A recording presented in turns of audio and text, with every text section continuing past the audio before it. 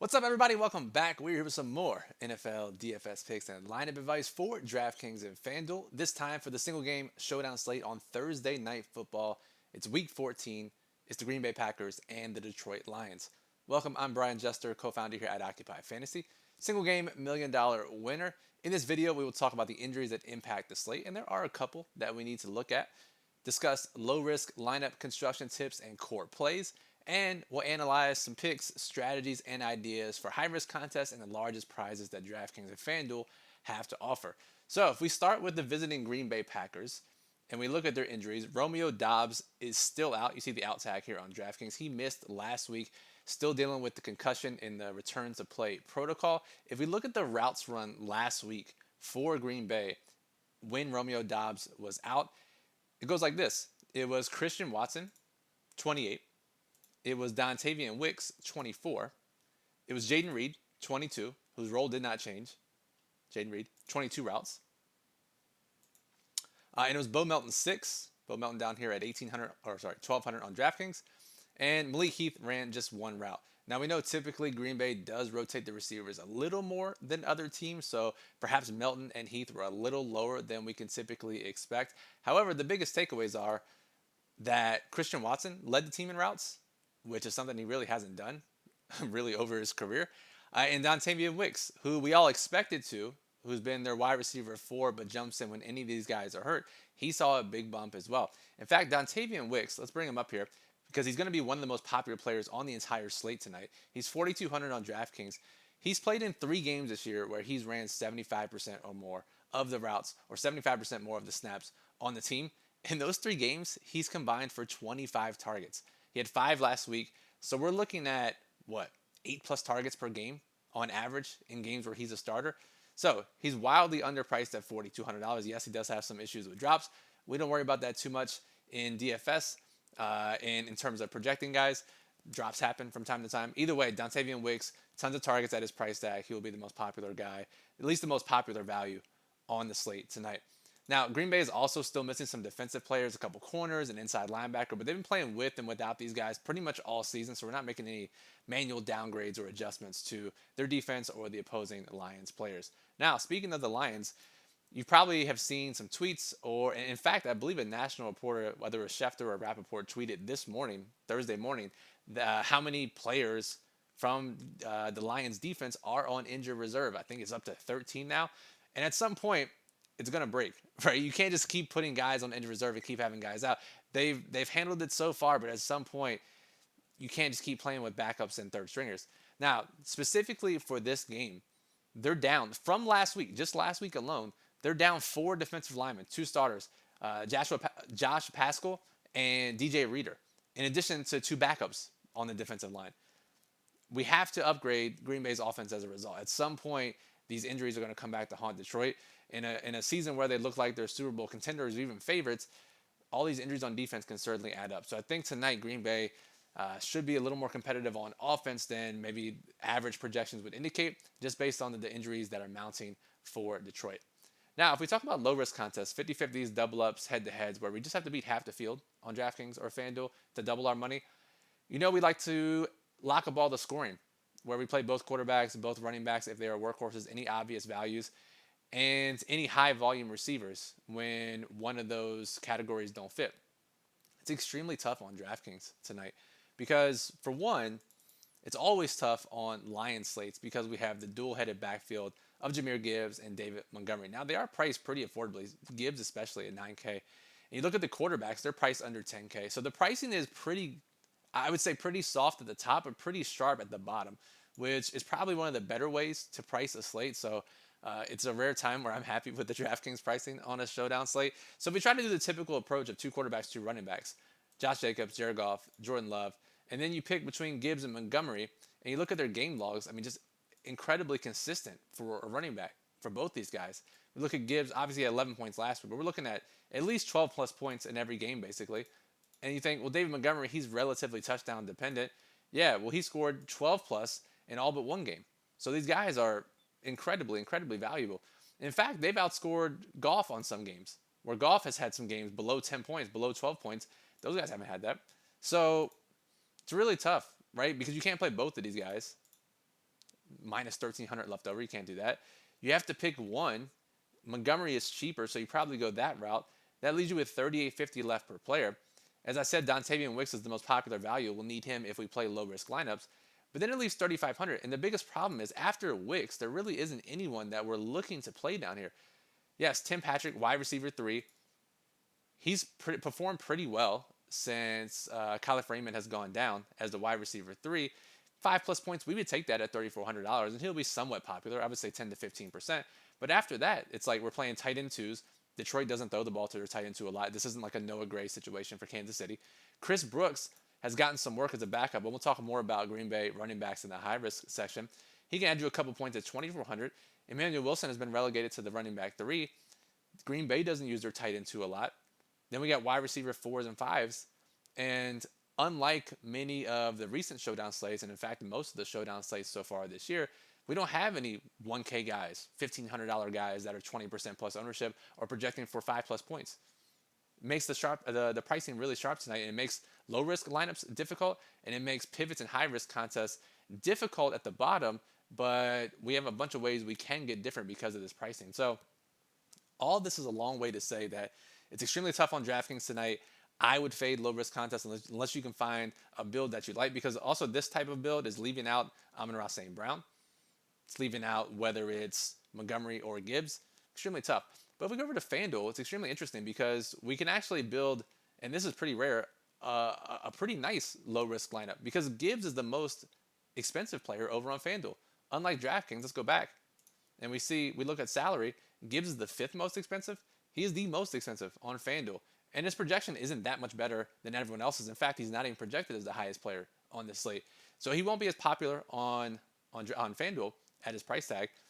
And in fact, the quarterbacks are 13.5, 13, and then the other 2 running backs are 12.5 and 12. So extremely affordable. So if we play both of these, both quarterbacks and both running backs, now we have 9K left per player. We could play whichever kicker we prefer, a defense. We could play Wicks if we wanted to, but a relatively balanced FanDuel lineup. Generally, we play low risk on FanDuel, and we're playing 4 studs, and we're punting the final spot. We don't even have to do that tonight. So we can pretty much queue up Jahmyr Gibbs 3 touchdowns on FanDuel to ruin any low risk lineups tonight. But this is certainly the way to go when you look at projections and we look at how we're supposed to build FanDuel low risk lineups. So Love, Goff, Jacobs, Montgomery, and then your MVP depends on your projections or projected ownership. Right now we have Goff and Love as a top 2 most popular MVP, so you probably want one of those 2 as your MVP in low risk contest. All right, let's get a quick water break sip, and we'll move on to high risk contests.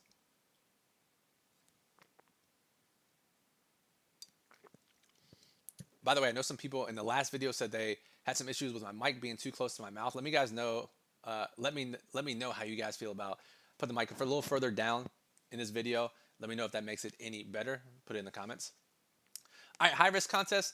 Last couple of showdown slates, we haven't had it. However, we do have an underperforming wide receiver for tonight's slate, which is always exciting. And it's Christian Watson of the Green Bay Packers. First of all, we love that his teammate Romeo Doubs is out. It gives him more snaps. I will say, if you played PGA DFS with us, we talked about trifecta plays, and that means something completely different. But we do have a trifecta situation or a potential situation when a receiver is on the underperforming wide receiver list.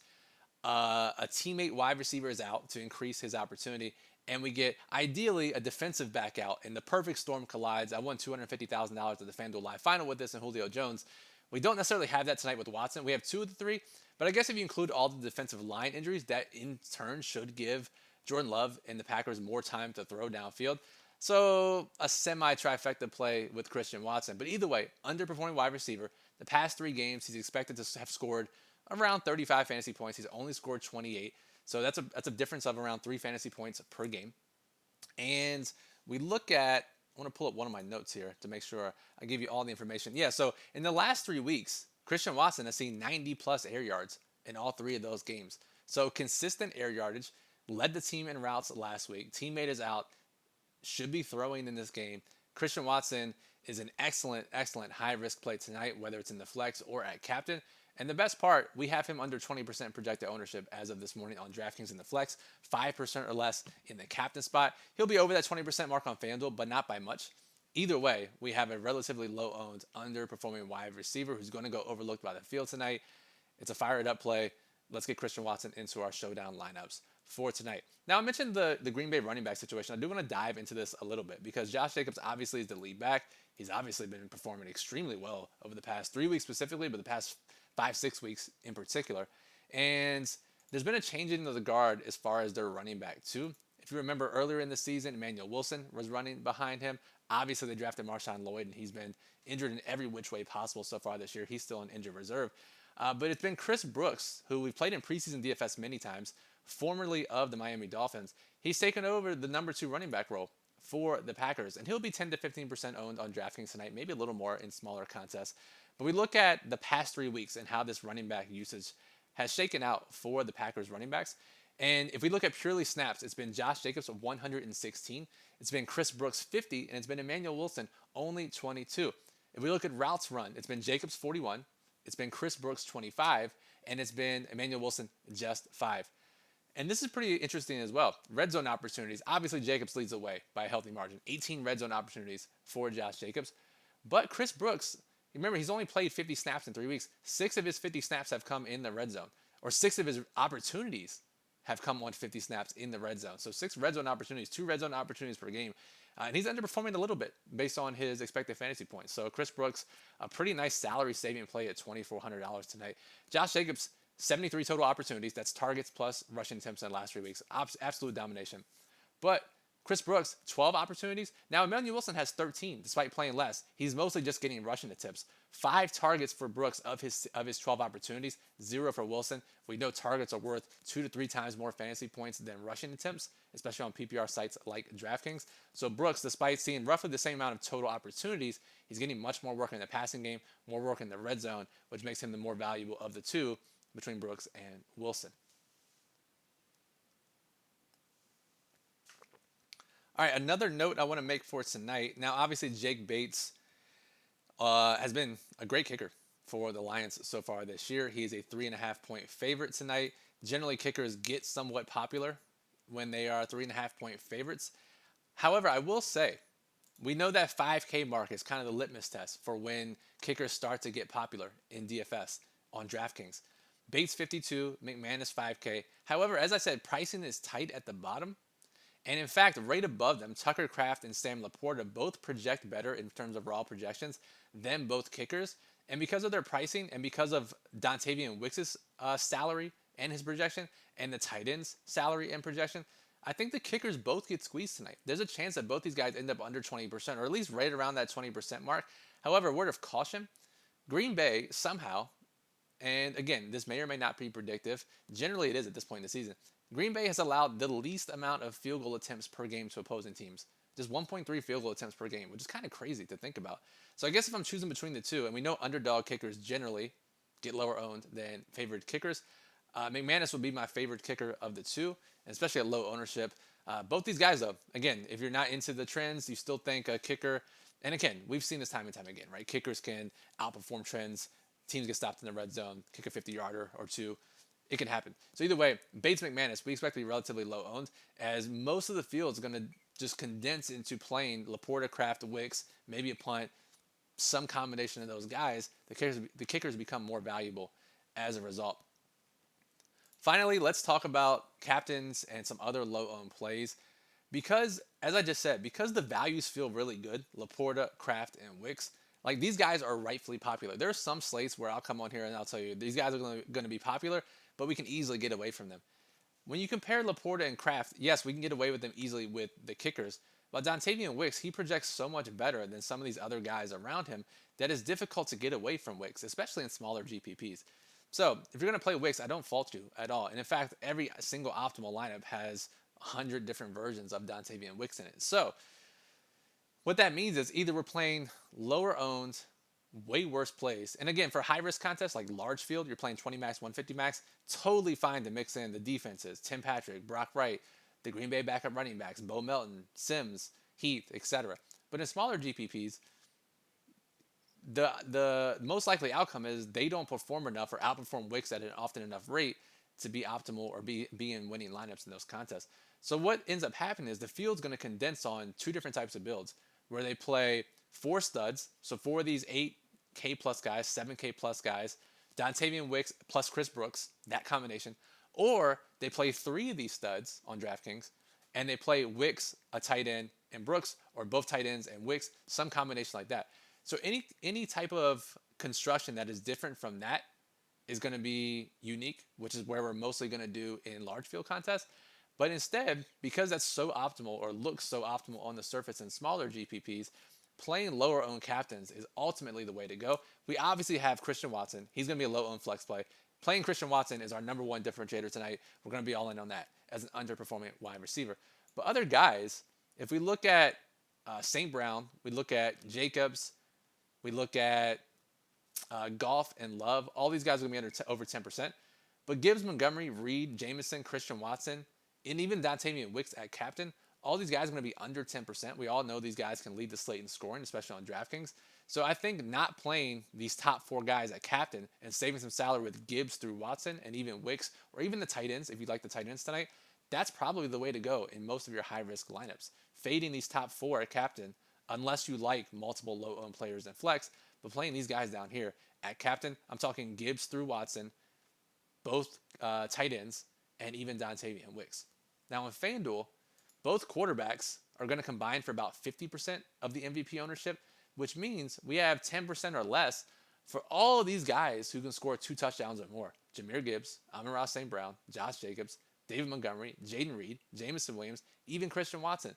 So I think the very clear approach on FanDuel is to fade the quarterbacks at MVP and go with a handful or a couple of the positional players who we know have massive upside at lower MVP ownership. I think it's a pretty clear way to build on FanDuel tonight for high-risk contests. Let's get one more sip in, and then we'll close it out. All right.